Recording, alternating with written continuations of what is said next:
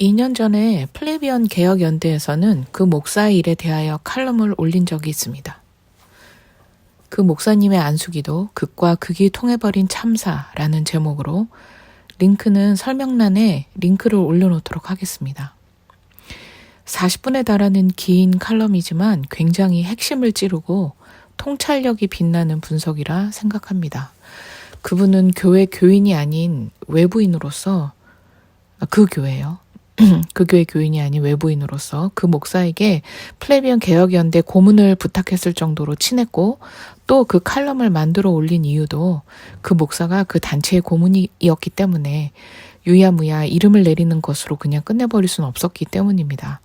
그렇다고 공개적으로 이름이며 이유며 다 밝히면서 관계를 끊는 게 아니라 이해할 수 없었던 그 사건을 통해 영적인 해석을 하면서 정리를 하셨던 거라 생각합니다. 그 내용을 다시 들어보았습니다. 그리고 그분의 그 해석에 상당 부분 동의를 하고 또 몇 가지는 추가 보충 설명이 좀 필요하다라는 생각이 들었습니다. 저 또한 그 사건에 대해서 여러 신학적이고 영적인 해석이나 생각을 안 한 건 아닙니다만 저는 가르치는 사람이 아니기 때문에 주제를 벗어나는 무리한 해석은 삼가하고자 했습니다. 그 문제의 원인 파악이며 회복 또한 하나님과 그분과의 관계 속에서 이루어져야 할 문제이고 옆에 있는 사람들은 그분이 그런 관계 회복의 길을 갈 수 있도록 도와주고 기다려주는 것이 할 일이라고 생각했습니다. 그리고 그런 바람이 무산되고 사건이 파행으로 치달으면서 비극적인 결말을 가져왔지만 제가 계속 이야기한 것은 있었던 사실들, 그것에서 벗어나지 않으려 했고요. 참 희한하게도 그 사건이 터지고 나자 제게 온갖 정보가 들어오기 시작했습니다. 그분의 과거와 문제의 원인까지도 알 것 없는 같은 그런 정보들이었습니다. 저는 그런 정보들을 어떤 인격을 모독하는 도구로 사용하고 싶지는 않았습니다. 그래서 되도록이면 교회에서 있었던 사실들만 이야기하였고 거기에 신학적인 해석이나 인과를 넘어서는 추론은 하지 않으려 애썼습니다만 혹여라도 그런 부분이 보인다면 어떻게 공감이 되는지 생각을 좀 해봐 주시고요. 양해를 해주시면 감사하겠습니다. 플레비언 개혁연대의 동영상에서는 처음에 이런 얘기가 나옵니다. 그분이 그런 안수를 하기는 했지만 평소에 그분이 음란과 음흉함이 기본 탑재되어 있다거나 여자들에게 실없는 농담, 사회적 지능이 떨어지는 그런 종류의 실언을 한다거나 말을 거칠고 상스럽게 하는 그런 분이 아니고 매우 점잖고 그런 분이라고 말이죠. 그런 얘기를 들으니까 조금 실소가 나왔는데요. 네, 저도 물론 처음부터 그분이 음흉한 생각을 품고 그런 짓을 했다고는 생각하지 않습니다. 이건 저도 그 목사 앞에서 눈 똑바로 보면서 목사님이 그런 생각으로 했다고는 생각하지 않는다고 말했고 그 자매를 여자로 보고 뭐 어떻게 좀 하려고 했다고 생각하지는 않습니다. 사실과 상관없이요. 여기서 말하는 사실이란 것은 사람 마음속은 모르는 것이고 제가 남의 마음을 확신할 수는 없는 거기 때문에 내 생각과 상관없는 사실이 존재할 수 있다는 가능성입니다. 어쨌거나 평소 그런 이미지는 아니었습니다만 몇몇 예민한 자매들에게서 말들은 나왔었습니다. 교인들을 볼 때 예쁜 사람에게 눈이 더 간다 라던가 넌 남자들을 잘 모른다 라던가 이런 말들을 단 둘이 있을 때 자매들에게 했던 거라든지 등을 이렇게 손으로 쓰다듬는다던가 어떻게 손을 덥석 잡고 데리고 간다던가 하는 행위들이 있었는데 뭐 남동생도 있고 결혼해서 아이 낳고 이혼한 자매에게 왜 빤히 쳐다보냐고 물어보니까 넌 남자를 잘 모르는 것 같다 라고 답한 게 어떻게 생각이 되시나요? 교인 중에는 눈이 가는 성도가 있고 안 가는 성도가 있다든지 뭐 밤 12시 넘어서 동영상 보내는 건 취미였고요. 이런 것만 봐도 성인지 감수성에 대한 예민도가 좀 떨어진다고 볼 수 있겠죠. 그리고 앞서 말한 그런 스킨십 등은 주로 남편이 없는 여성들에게 했습니다. 제가 그 사건이 있은 후 분노했던 포인트이기도 한데요. 만약 남편이 있는 여신도가 자기의 어떤 음란한 생각이나 욕정에 관하여 상담해 왔다면 과연 성기에 손을 얹는 안수기도를 할 생각을 했을까 하는 겁니다. 절대 그렇게 안 했을 겁니다. 이건 확신할 수 있어요. 남편이 있는 여성들에게 손을 덥석 잡는다던가 스킨십을 한다던가 하는 일은 없었거든요. 일정 거리를 두었죠. 그 말은 곧 뭡니까? 남편이 없는 여성들은 좀 그래도 된다고 생각한 거 아니었을까요? 다시 말해 그분 내부적으로 뭔가 자기만의 기준을 세워놓고 지켰다는 겁니다. 남편이 있는 여성은 철저히 조심하고 남편이 없는 여성은 그런 말이나 행동을 좀 해도 된다고 생각한 거죠. 그러니 죄악이 거기 있어서 거기 손을 얹었다. 이런 건 궤변입니다. 남성들끼리 모여서 여자에 관해서 외모 비하적 얘기를 하며 키득거리는 농담들을 할 때도 깜짝 놀란 적이 있습니다. 누군가 악의 없이 그런 얘기를 웃자고 꺼낼 수 있어요. 그럴지라도 목사는 가운데에서 교양과 품위를 지키고 오해를 살 수 있는 상황을 방지하는 역할을 해야 될 텐데 더한 소리를 하면서 같이 웃고 있는 겁니다. 그런 얘기를 조금은 문제가 있지 않냐, 뭐 이런 얘기를 꺼내면 그 여자가 페미 취급을 받는 교회였습니다. 그 교회는 같은 여자들도 페미 취급받을까봐, 혹시라도 자기의 가진 생각이나 느낌이 페미적인 것일까봐 그랬는지, 그냥 남의 생각을 오해하고 싶지 않아서였는지 판단을 극히 꺼리고 공감해주지 않더라고요. 그럴 때 좀 알아봤어야 하는 건데 말입니다. 사회적 관계 지능이 떨어지거나 하는 건 실없는 언어, 막말, 상시로하는 욕 등으로만 알 수 있는 건 아닙니다. 어느 정도 먼 거리에 있는 사람에게는 위선적으로 자신을 포장할 수 있어요. 플레비언 개혁연대 분이 그분을 매우 점잖고 학식 있게 본 것처럼요. 그러나 결과적으로 봤을 때 성인지 감수성 부분에서 그 교회 사람들과 목사는 좀 마초적인 면이 있고 수준이 높다고는 볼 수 없었습니다. 성인지 감수성이란 단어 자체가 좌파들이 목적 있게 만들었고 성범죄에서 증거 중심주의가 아닌 피해자 중심주의로 몰아가는 나쁜 단어라고만 생각하지 실제적으로 여자들이 느끼는 수치심과 당혹감, 어느 정도의 지켜야 할 선에 대해서는 좀 무지했다고 보여집니다. 기독교인들 중에서 기독교와 유교의 삼강오륜을 믹스하여 헷갈려 하시는 분들이 많이 있어요. 여혐을 개혁주의적이라고 생각하는 분들도 많습니다.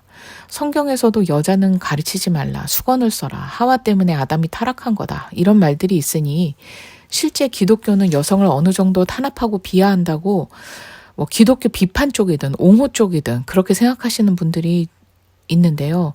당시 사람 수로 치지도 않던 여성이 교회 안에서 활발하게 브리스길라처럼 가르치기도 하고 교회 봉사도 하고 사회 활동을 하기도 한 곳이 기독교예요.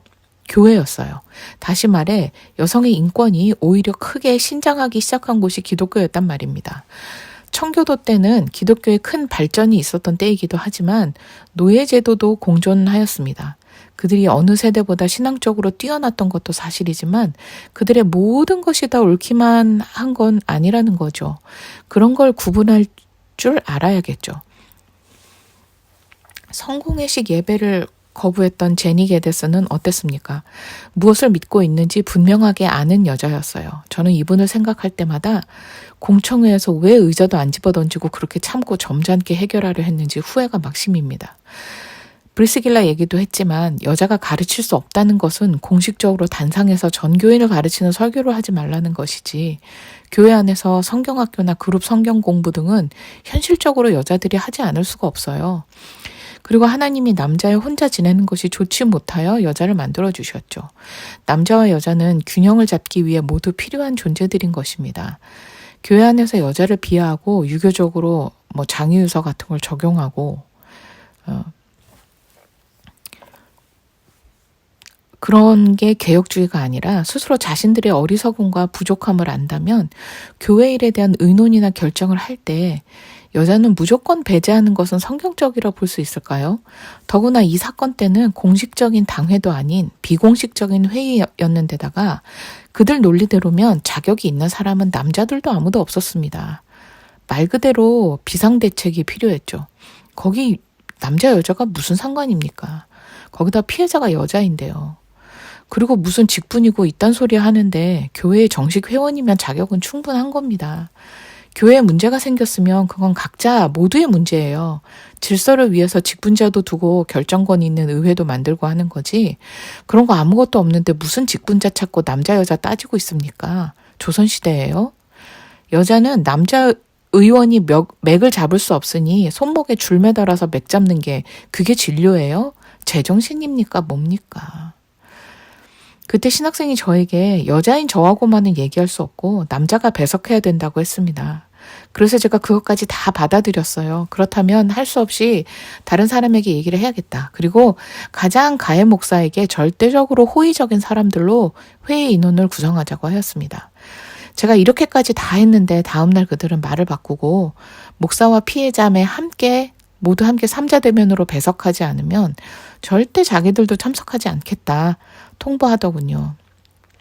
피해자매의 부담과 어려움은 생각지도 않는 일방적인 요구였고 그 뒤 공청회에서도 다 밝혀졌지만 피해자매의 진술은 거짓이 없었습니다. 오히려 따로따로 만나서 사실을 진술하게 하는 것이 훨씬 객관적이고 진솔한 얘기를 듣는 것인데도 그들은 목사의 요구만 관철시키려 했습니다. 목사와 함께 배석하면 어땠을까요? 피해자매는 목사가 아무 말 하지 않아도 솔직하게 혹은 목사에게 나쁜 말은 잘 못하지 않았을까요? 공청회 때도 정말 적나라한 표현과 묘사는 하지 않더군요. 그러나 3회에 걸쳐 반복적으로 일어난 점이라던가 목사로부터 직접 이야기를 들은 사람들의 증언 등 객관적인 사실만으로도 목사의 의도는 분명하였습니다. 단순한 실수나 스친 정도가 아니라는 말이죠. 그리고 신학생들이 말이 바뀐 이유는 제가 피해자를 만나러 간다고 그들과 통화를 먼저 했기 때문이에요. 그때까지만 해도 그들은 그 사건에 대해서 어떻게 생각해야 될지 모르겠다, 잘 모르겠다가 그들의 입장이었습니다. 그리고 그들은 세뇌를 받은 대로 이런 상황을 목사에게 보고를 했습니다. 제가 피해자를 오늘 저녁 만난다고 하더라. 그리고 예상하기로는 그들은 그날 목사에게 불려가서 또 한 번의 세뇌 교육을 받고 온 것 같습니다. 만나자고 하면 절대 자기를 배석시켜야 한다. 삼자 대면이 공평하지 않겠니? 그랬겠죠. 거기다 피해자의 비밀도 다 누설했겠죠. 그리고 그 일뿐 아니라 교인들 사이에서 오고 간 이야기나 분위기를 항상 목사에게 보고하게끔 되어 있었습니다. 그들이 스파이 노릇을 했던 거죠, 그간. 저는 이런 부분에 대해서 이 사건과 별개로 굉장히 문제가 많다고 느낍니다. 목회 사역을 자기 힘으로 하려고 하는 애씀이 느껴진다 할까요? 목사님들은 교인들 동향 파악을 하고 정보를 뒤에서 캐는 것을 상당히 당연하게 생각하시는 분들이 종종 있던데 굉장히 비인격적이고 믿음이 없는 행위로 보입니다. 자기 사역이고 자기 사업으로 생각하는 것 같은 거죠. 본인이 두려움과 떨림으로 목회 사역을 감당하고 있다면 양대를 맡겨주시는 건 하나님이지 본인의 노력이나 재능 때문은 아니지 않을까요? 은사가 있다면 그것도 하나님이 주시는 것이고요. 그래서 부교역자에게 설교도 안 시키는 분들도 있잖아요. 네, 그렇게 열심히 사역하십시오. 그런 분들을 보면 굉장히 좀 절망감이 듭니다. 이전에도 그런 경험이 있습니다. 제가 다녔던 교회에서 목사님 사모님의 언행 때문에 고민이 생겨서 전도사님께 상담을 요청했어요. 이러이러한 언행을 하시는 걸 보고 제가 좀 시험이 들었습니다. 어떻게 생각해야 될까요? 하고 상담을 요청했었는데 그 상담 내용을 목사님 사모님한테 그대로 전달을 하면서 거기다가 지금 제가요, 교회에서 마음이 뜬 것 같다. 그런 하지도 않은 말까지 덧붙였던 것입니다. 저는 그때 그런 생각 전혀 없었고요. 교회 목사님 사모님을 사랑하니까 괴로움에 질문하고 상담 요청한 것인데 그런 식으로 뒤통수를 맞은 기분이었어요. 아주 오만정이 떨어지더라고요. 안 그래도 그 사모님은 기도 제목 공유라는 미명으로 각 신자들의 개인적인 고민 내용을 다 말하시던 분이었는데 물론 이상적인 교회에서는 서로 비밀이 없이 서로 의지하고 공유하고 위에서 기도하죠. 그런데 그런 얘기는 자기 스스로 하는 거죠. 남이 대신해 주는 게 아니라요. 내가 오픈할 마음이 들지 않는다면 남이 그걸 우린 교회니까 하면서 강제 오픈하면 됩니까? 그렇게 자기가 하나님이 된 사람들이 너무 많은 것 같습니다. 다시 가해 목사님 얘기로 돌아오겠습니다. 그리고 그분이 설교 단상에서 욕을 얼마나 했는지 예배를 전 가족이 다 같이 드리고 초등학생 이하의 아이들도 함께 앉아 있는데 부모로서 그 귀를 씻어주고 싶을 때가 한두 번이 아니었습니다. 어떤 교우님은 연말까지 강대상에서 욕을 안 하신다면 연말에 100만 원을 드리겠습니다. 100만 원인가 500만 원인가? 그런 약속을 한 적도 있을 정도예요. 목사는 그걸 거룩한 분노라고 얘기하겠죠. 날 봐라. 평소 인간관계에서는 욕을 입에 달고 살지 않는다. 특히 외부 사람에게는 절대 내가 그런 모습 보이지 않는다. 나는 점잖은 사람이다. 라고요. 그러나 욕을 원래 안 하는 사람은 욕이 그렇게 쉽게 나오지도 않습니다. 욕을 쉽게 하는 사람은 마음과 생각과 혀에 그 욕이 붙어 있는 경우가 많아요. 거룩한 분노라고 예수님도 이 독사의 새끼들아 이런 욕을 하셨었고, 이건 당시에 이 개새끼들아 이런 것보다 더 심한 욕이었다고 하면서 자기 합리화를 하곤 했는데요. 어쨌거나 대부분의 사람들이 그 상황을 참고 넘겼고, 그러나 아이들에게 설교를 잘 들어라 하는데 그런 순간이 올 때는 이게 과연 옳은가 괜찮은가 뭐 그런 의구심은 있었습니다. 가장 욕이 심했던 때는 탄핵시국 때였는데요. 거룩한 분노라고 하기에는 정치적인 문제, 좌우 이념의 문제를 논하면서 뭐 개새끼 죽일 놈 거리는 게 거룩한 분노일까요? 스데반은 돌 맞아 죽어갈 때 아버지 저들을 용서해 주시옵소서 기도했죠. 저들이 알지 못해서 그런 겁니다. 그렇게 기도하지 않았습니까? 이게 예수님이 거룩한 성전에서 장사치들의 상을 엎는 그런 상황인가요? 아니면은 저 무지한 사람들을 용서해 주시옵소서 해야 하는 상황인가요? 어떤 사람들은 그 목사를 개혁주의의 최전선에 있는 사람 혹은 개혁주의의 스피커처럼 생각을 하지만 결국 그 목사의 사역의 열매가 이런 겁니다. 남자 여자 갈라치기 하고 교회 안에서의 올바른 인식도 제대로 심어주지 못했죠. 본인부터가 그런 인식이 없지 않습니까? 자기 마음대로 독재적으로 이것저것 결정하고 변덕스럽게 찬송가 뒤에 아멘을 부르지 말자라거나 교회 이름을 몇 년에 한 번씩 바꿔댄다거나 자기가 했던 말을 번복하고 네이버 카페에 올린 글을 올렸다 내렸다 하면서 바꾼다거나 밖에 나가면요 객관적으로 그분을 개혁주의의 대가라고 인정하는 사람은 아무도 없습니다. 그건 그렇게 생각하는 사람의 자유인데요.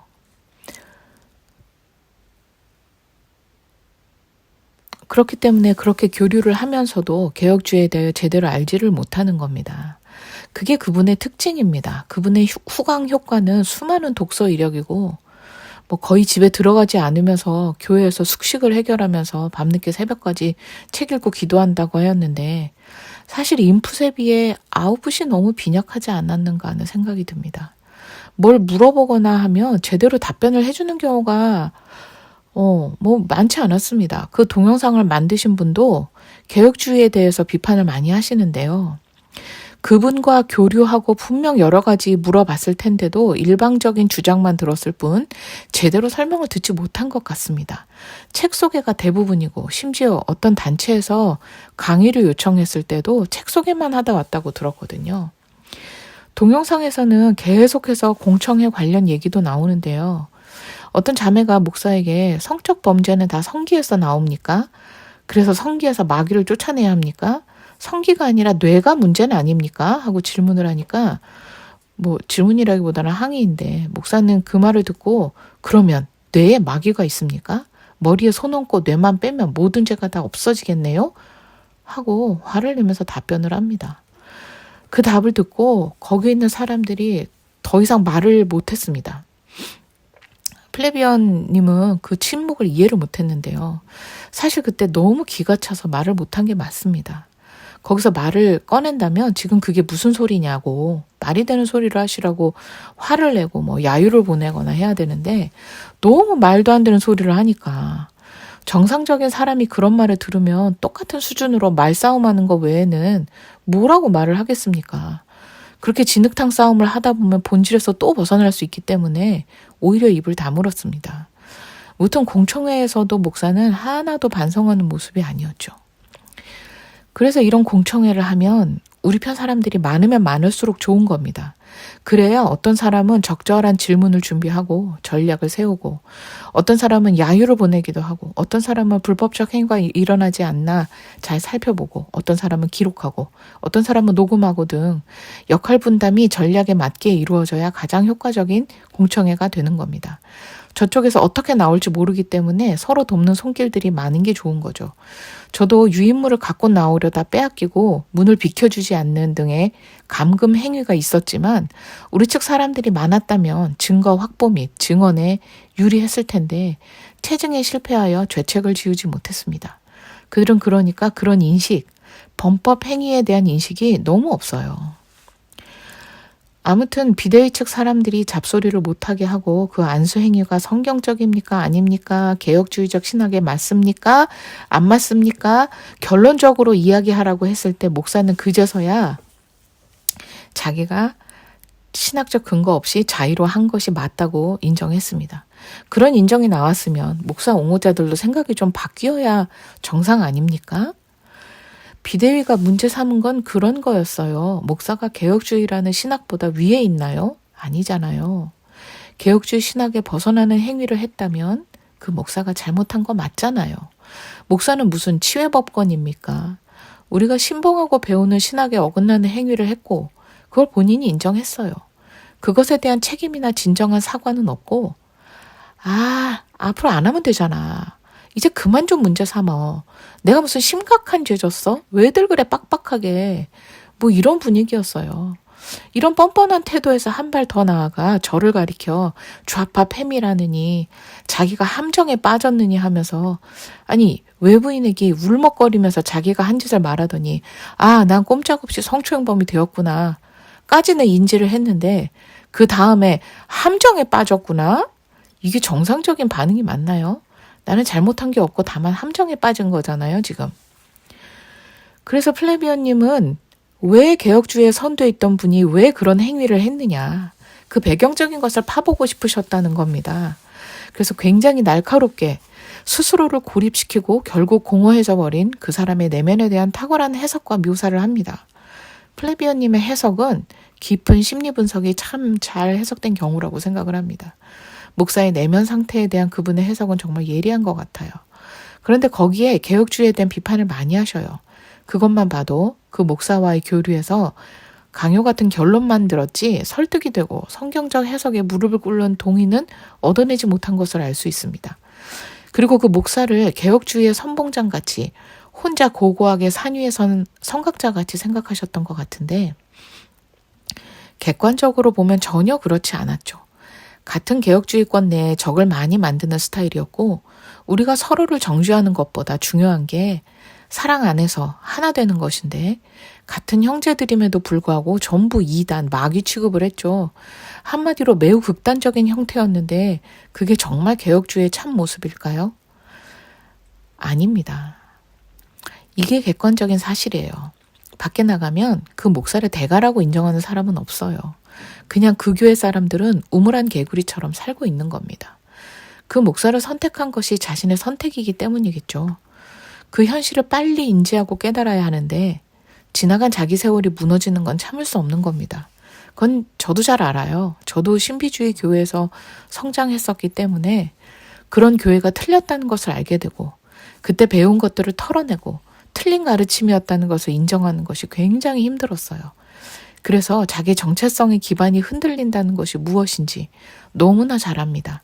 저도 그 시절엔 죽을 만큼 힘들었거든요. 개혁주의를 배웠을 때 거부감이 느껴지고 또 개혁주의권으로 들어온다 할지라도 과거에 배운 것들을 100% 부인하지 않는 사람들이 많은 것도 그 때문입니다. 저는 철저하게 버리고 다시 습득하면서 저의 과거의 기반이 다 무너지는 경험을 했고 그래서 반대적 극단으로 치우치기도 했던 것입니다. 이제는 그쪽도 극단이란 걸 알겠더라고요. 모든 걸 차치하고 사람은 자기의 결과물로 말하는 법입니다. 그림을 배웠다고 말하는 사람이 자기 그림을 보여주지 않거나 아주 조악한 그림만 보여준다면 어떨까요? 그분의 학력이나 이력을 의심해 볼 수 있지 않습니까? 성악을 전공했다는 사람이 기본 발성도 안 돼봐요. 누가 전공자라고 믿겠습니까? 저는 그분의 설교 동영상들, 기독교 세계관이라든지 칼럼들 이런 거 보면서 잘 정리된 책을 읽는 것이 낫겠다는 생각이 듭니다. 궁금하신 분은 직접 한번 들어보시기 바랍니다. 제가 기획했던 것 중 하나가 그분의 설교나 칼럼 동영상을 비판하는 컨텐츠인데요. 솔직히 지금은 그거 듣고 분석하는 시간이 아까워서 안 하고 있습니다만 계속해서 설교와 목회 활동을 할 시에는 반박 영상 올리는 것도 생각 중입니다. 안식년 운운했던 것도 결국 뭐겠습니까? 진짜로 지친 몸과 마음을 쉬면서 강박적으로 잡고 있는 것들도 좀 내려놓으시고 하나님과의 관계부터 회복하고 설교할 것들을 더 많이 채우고 오십시오 하는 의미가 아니겠습니까? 제가 목사 옹호자 측 대표격인 사람과 처음 통화를 할 때 솔직히 목사님 설교 들으면서 요즘 은혜가 안 되었다라는 말을 하자 그분이 동의하며 이렇게 말했습니다. 목사님 설교 그런 거 어제 오늘 일도 아니고요. 그분도 아는 거예요. 공감을 한 거예요. 제가 하는 얘기를. 그런데도 목사님이 설교 1년이나 쉬는 건 자기가 용납이 안 된다 하더군요. 왜요? 목사님이 쉬시고 충분히 충전해 오시는 게 장기적으로 교회에 더 좋은 일 아닌가요? 개혁주의에 대해 반감을 갖고 계신 분들이 주변에 보면 꽤 있습니다. 그 교회는 절대 참된 개혁주의 교회가 아니었음에도 그 교회 때문에 뒤어서 이제 개혁주의는 꼴도 보기 싫다는 사람도 있고 그분과 교류했던 비개혁주의권 사람들은 개혁주의에 대해 상당한 오해를 하고 계시는 분들도 많은 듯 합니다. 개혁주의건 신비주의건 신앙과 인격의 밸런스가 없다면 특정한 판이 뭐니 하는 건 저 높은 산 위에 있는 깃발꽃기와도 같습니다. 무조건 깃발을 향해 달려가는 거예요. 올라가는 길에 주변 풍경을 감상하지도 못하고 주위 사람 챙기지도 못하고 현재 자신의 모습이 어떤지 돌아보지도 않고 쉬지도 않고 현재 자신의 신앙적 현주소를 아는 게 중요합니다. 신비주의 교회 신자들의 제일 문제점이 뭔가요? 뭔가 대단히 영적이고 신비스러운 것들을 찾지만 본인의 비참한 현실을 객관적으로 보지 못해요. 방언을 하고 손을 들어 찬양하면 뭐합니까? 자신의 삶 속에서 아름다운 신앙의 열매가 없는데 사고 구조는 마치 세뇌당한 사람처럼 그 프레임에 갇혀서 그들이 쓰는 언어를 사용하고 그 사고방식대로 함께 사고하지만 현실에서는 낮은 인격적 삶을 사는 사람들이 너무 많고 신비적으로 경험한 영적 상태에 비해 현실은 너무 괴리가 큰 사람들이 많죠. 개혁주의도 마찬가지입니다. 책을 몇 권 읽었느냐가 중요한 게 아니라 읽은 책을 얼마나 소화시켰느냐가 중요한 것 아닐까요? 조나단 에드워즈의 신앙감정론을 20번을 읽었는데 조나단 에드워즈는 이단 임내하는 이단 분별 전문가 목사님도 있고요. 수많은 책을 읽고도 형제사랑은커녕 불의에 타협하고 개혁주의 신학에 맞지도 않는 사람을 위해 남을 짓밟기도 하죠. 무엇을 알고 따르느냐가 중요한 것은 그 사람의 삶의 결과와 열매가 얼마나 성경적이고 하나님께 영광을 돌리고 있으며 자신을 적나라하게 들여다볼 줄 아느냐는 것이 아닐까 합니다. 그래서 인격의 성숙이 신앙과 신학 지식만큼 함께 성장해야 하는 것이고요. 그리고 외람되지만 동영상에서 성경에 방언이 그쳤다는 말이 절대 없다고 얘기하는데 말라기 이후 신약의 시작까지 400년이나 되는 긴 시간 동안 암흑기가 있었습니다. 성경 어디에 그 암흑기에 대한 지칭이나 설명이 있나요? 말라기 이후 세례 요한 때까지 선지자가 끊어질 것이라고 얘기가 있나요? 그냥 하나님이 그냥 세우지 않으셨던 거 아닌가요? 지금도 마찬가지예요. 방언을 하면 통변의 은사를 구하라고 했습니다만 요즘 방언하는 사람들 중 통변의 은사가 있는 분은 몇이나 됩니까? 두세 사람 이상의 동시 통변을 해서 정말 하나님이 주신 것인지 아닌지 검증은 해보고 있나요? 검증 없는 통변은 무의미한 것 아시죠? 저도 경험해 보았습니다만 전혀 생각지 않았던 것들을 제가 그렇게 생각했다고 방언으로 말했다며 통변해 주는 사람도 있었습니다. 그때의 경험은 오히려 제가 신비주의를 떠나게 하는 계기가 되었고요. 지금도 믿음의 은사, 지식의 은사, 설교의 은사 등은 있습니다. 믿음의 은사가 있어야 우리가 하나님의 말씀을 믿을 수 있죠. 그러나 말라기 이후 400년 암흑기처럼 하나님은 이유를 설명하지 않으시고 이런저런 주권적인 일들을 행하십니다. 성경이 완성된 지금은 방언이 굳이 필요치 않은 것도 사실이고요. 시대에 따른 하나님의 주권적인 섭리와 은혜가 늘 똑같지 않았습니다. 그냥 그런 맥락에서 이해하면 될 것 같습니다. 실제로 방언을 하고 방언 통변을 하는 실예를 저도 들어보았는데요. 내용이 보통 예수님의 구원사역, 복음을 얘기하거나 하나님을 찬양하는 내용들이었어요. 방언이 패했다 아니다 보다 더 중요한 것은 교회의 질서를 흐트러뜨리면 안 되고 또 방언은 검증을 해봐야 된다는 것입니다. 통변하는 사람이 없으면 공적으로 방언하는 것은 하면 안 되고 자기 혼자 하세요. 그런데 혼자 기도하면서 자기도 알아듣지 못하는 기도를 하는 게 무슨 의미가 있습니까? 하나님이 그렇게 사람을 비인격적으로 쓰기만 하는 분이신가요? 무튼 이런 논쟁은 더 이상 하지 않도록 하겠습니다. 개혁주의에 대하여 비판을 하고 싶으신 분은 우선 개혁주의에 대하여 좀 공부를 더 하신 후에 하시면 좋을 것 같습니다. 결론적으로 그 목사는 그 자매의 문제를 자기가 해결해야 한다고 생각한 게 아닌가 합니다. 마치 알미니안처럼요. 알미니안은 이단이라고 강변하셨던 분이 웨슬리는 그렇지 않지만 감리교회는 이단이라면서요. 문제되는 부분에 목사의 손을 얹고 기도해야만 문제가 해결될 것이라는 생각은 전혀 개혁주의 신학의 생각은 아니죠. 그리고 우리는 겸손히 하나님께 도움을 청하고 은혜를 간구할 뿐 우리가 밤새 애를 쓰고 기도한다고 당장 해결해 주시는 것도 아니고 내 노력과 수고를 보아 안 될 것을 되게 해주시는 것도 아닌데 왜 굳이 손을 대고 기도할 생각을 하셨는지. 아무튼 뭐라도 해야만 할 것 같은 거 아니었는지 하는 생각이 들 뿐입니다. 하나님이 일하시도록 내가 뭔가 특별한 행동을 해야 되겠다. 이런 거 아니었을까요? 평소 그 목사는요. 나도 믿지 마세요. 여러분, 저는 절대 사람 안 믿습니다. 사람 믿는 거 아니에요. 이런 말을 몇 번이나 했습니다. 개혁주의 인간론은 성악설이죠. 그리고 우리는 하나님을 믿어야지 사람을 믿으면 안 된다는 것을 배웠습니다. 사람에게 의존하는 것을 버리고 초점을 늘 하나님께 맞춰야 하죠. 그런 분이 피해자의 고민 상담을 들었을 때 이성을 잃을 정도로 놀라고 당황했다? 만약 그게 사실이라 해도 그게 그분의 본 모습, 현 주소였을 것이고 거짓말이라면 거기에 거짓말이라는 죄를 더한 것밖에 되지 않을 것입니다. 그분은 정식으로 신학대학이나 신대원을 나오지 않았고 2년도 되지 않는 신학원 코스를 수료하신 걸로 압니다. 그러나 제가 아는 많은 목사님들은 어느 대학을 나오고 학교에서 몇 년 공부했느냐가 중요한 게 아니라 본인 스스로 어떻게 공부했느냐가 중요하다고들 하십니다. 학력이나 가방끈이 중요한 게 아니라 본인이 어떻게 내실을 쌓느냐가 중요하다는 얘기죠. 충분히 공감이 가는 이야기입니다. 그래서 저는 목사님들의 학력이나 출신 등을 문제 삼지 않아요. 신자들을 바른 신학으로 성실히 가르치고 교회를 사랑스럽고 즐겁게 만들어주시는 그렇게 해주시면 좋은 목사님이라고 생각합니다. 그러나 강의 설교를 4년이 넘는 시간 동안 제대로 들어본 적이 없어요. 성경 공부를 쭉 이어서 제대로 배운 적도 없습니다. 본인이 정식으로 학사 과정도 수료하지 않았는데 신학교를 세워서 제자를 배출한다는 것도 좀 걱정스럽게 생각이 됩니다. 얘기를 들어보면 책만 읽게 했다는데 그것으로 충분할까요? 이전 동영상들에서도 얘기했지만 부개혁자들로 훈련시킨 것도 없었어요.